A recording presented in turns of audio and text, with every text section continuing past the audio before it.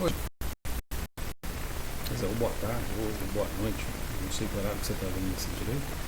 Essa semana a gente deve explorar um pouco sobre carboidratos, tá certo?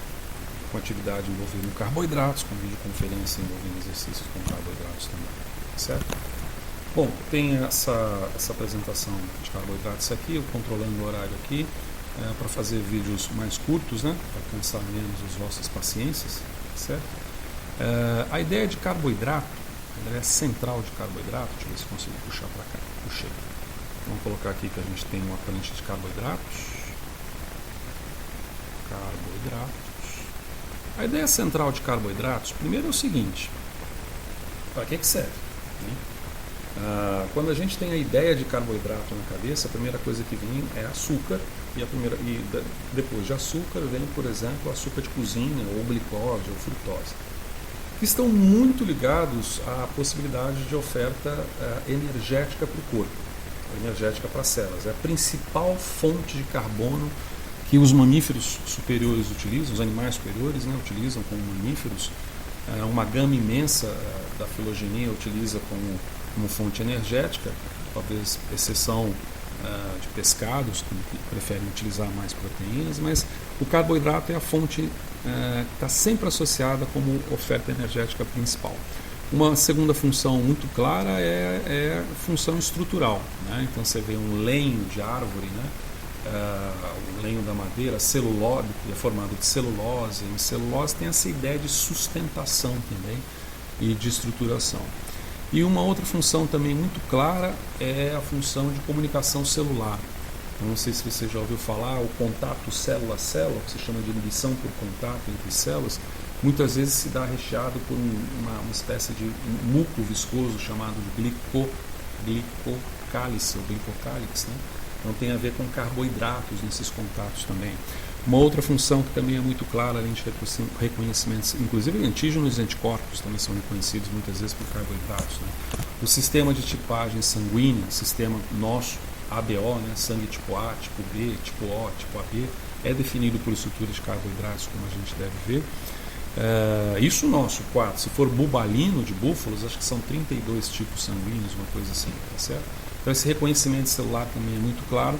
E homeostasia, o equilíbrio de processos inflamatórios ou de processos imunológicos também estão associados a funções de carboidratos, principalmente o que se chamam de açúcares intermediários em termos de tamanho, né, que são chamados de oligosacarídeos. A forma com que a gente estuda carboidrato é colocando da mesma maneira como a gente coloca proteínas. Qual que é o elemento singular comum a qualquer tipo de carboidrato, não importa o seu tamanho, por assim dizer. A gente tem o carboidrato como sendo uma estrutura, como o próprio nome diz aqui, ó, hidrato, vamos colocar aqui, isso aqui é um hidrato, portanto é água de carbono, tá certo? É um hidrato de carbono. E nesse sentido, essa estrutura de hidrato de carbono, ela se comporta da seguinte maneira: você pode ter então aqui um H, aqui um carbono e aqui um OH, por exemplo. Tá bem? Então com isso você define, vamos dizer assim, hidrato de carbono, certo? Carboidrato. Só que eles têm funções, muito claras. Por exemplo, aqui você pode ter um CH2OHzinho aqui básico. Você tem funções muito claras nas quais esse carboidrato ele pode ser definido aqui em cima como um grupo aldeído, portanto CHO, ou de uma outra forma um grupo cetona. Então isso permite ao carboidrato ser constituído por um aldeído ou ser constituído por uma cetona, né? Lembrando que cetona é aquele grupo que você pode ter simplesmente na estrutura, você tem algo assim, né? Então você vem para cá, aí você vem para cá, aí repete, tá? Aí repete a estrutura que a gente tem para cá, tá certo? Então com isso você tem o que pode, vamos dizer assim, alcunhar da chamada isomeria. Uma das coisas que carboidrato tem muito mais, mas muito mais mesmo do que proteína, são possibilidades de formar isômeros, tá? E são vários os tipos de isômeros. Esses isômeros são, sei lá, isômeros, por exemplo, constitucionais, que é esse que a gente está mencionando, quer dizer, ele pode ser constituído por uma função aldeído ou por uma função cetônica. Então, Existem, como eu vou mencionar para vocês, existem várias formas isoméricas de carboidratos, então eles têm isomeria, vamos colocar assim, ó, isomeria. Ele tem uma forma de isomeria, no caso essa daqui, né, presente, deixa eu ver, isomerias, no caso dessa daqui vai ser essa primeira aqui, né? Então uma isomeria constitucional, mas tem também isomeria conformacional, tem isomeria configuracional, tá? Posicional também, configuracional, mas também posicional, tá? E vamos dizer assim, outras formas que permitem esses carboidratos, o mesmo carboidrato com o mesmo número de carbonos, possuir funções absolutamente distintas nos organismos, tá? Isso torna muito mais rico. Você tem também isomeria chamada óptica, né? Básica também, né? Esqueci de mencionar, isomeria óptica, tá? Que é a isomeria do tipo levrógeno dextrógeno, que a gente viu, por exemplo, para aminoácidos, carboidrato também tem.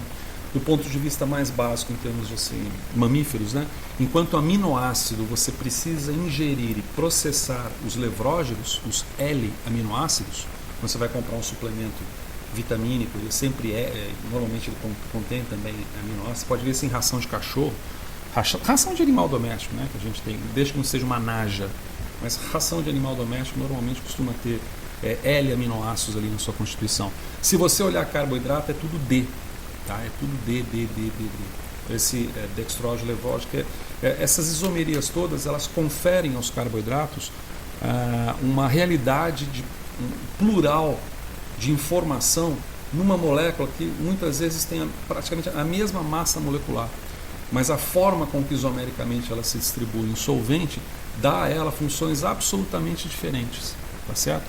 Uma delas é uma isomeria constitucional daquilo que você já ouviu falar como glicose e daquilo que você já ouviu falar como frutose.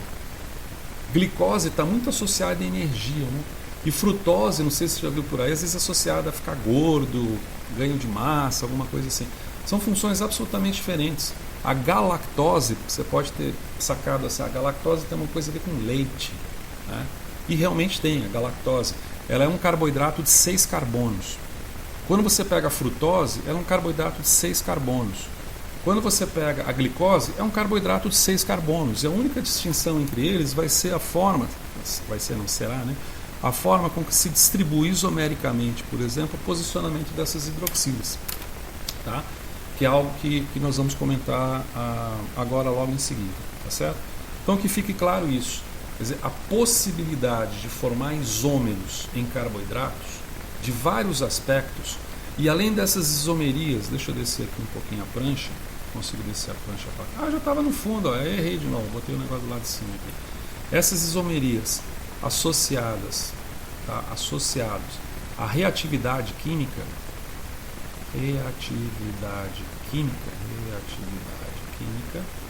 que é imensa, permite aos carboidratos serem muito mais plurais em termos informacionais do que, por exemplo, aminoácidos e, portanto, proteínas por consequência. Então, quando você pensa assim, olha, é mais o que mais existe, você colocar na sua, né, a memória da gente, e a memória até afetiva relacionada àquilo que os avós faziam, né, como, por exemplo, bolo de cenoura com cobertura de chocolate quente, né? A ideia de proteína parece ser uma coisa imensa, imensas proteínas, 22 mil genes que acharam no projeto Genoma Humano, por exemplo, vamos dizer, previram encontrar mais de 100 mil, no final acharam 22 mil. Carboidrato, a riqueza informacional é muito maior, devido a essas várias formas isoméricas constituintes, né, conformacionais, configuracionais, ópticas, e a reatividade química que é muito maior que aminoácidos. Por exemplo, a reatividade química permite ao carboidrato ele ser fosforilado ou defosforilado. Ele permite esse carboidrato ele ser hidroxilado ou então deidroxilado, não sei se falaria desse jeito, como por exemplo receber um grupo metilo. Você não ouve falar disso em aminoácido, por consequência você não ouve falar isso em proteína. Permite ele ser sulfonilado, sulfatado, agora já não sei qual que seria o termo correto, tá? Ganhar um grupo sulfônico ou perder grupo sulfônico, reagir com grupo sulfônico. permite que você tenha fenômenos de oxidação e fenômenos de redução ocorrendo em carboidratos diferentes. Então tudo isso gera, por conseguinte, a possibilidade de você ter um conjunto de carboidratos imenso. Enquanto proteína, a gente fala, por exemplo, você tem lá, sei lá, 5.000 proteínas, 6.000 proteínas, 10.000 proteínas, que seja 22.000 genes, né? São 22.000 genes, vamos chutar aí umas 40, 50.000 proteínas, no máximo, quando você tem a possibilidade de um gene formar mais de uma proteína. Carboidrato no corpo da gente, meia dúzia de carboidrato suficiente para fazer todo o estrago que dá para se prever dentro da bioquímica. Existem, obviamente, uma pluralidade imensa de carboidratos com 3 carbonos, com 4, com 5, com 6, com 7, até com 9, que é mais raro, mas existe, né?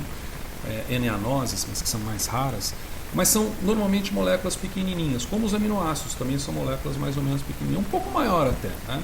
Enquanto o aminoácido tem uma média de massa molecular em torno de 110 por aí, o carboidrato vai ter uma média em torno de 150, 130, um pouco maior, tá? Esses constituem a unidade monomérica.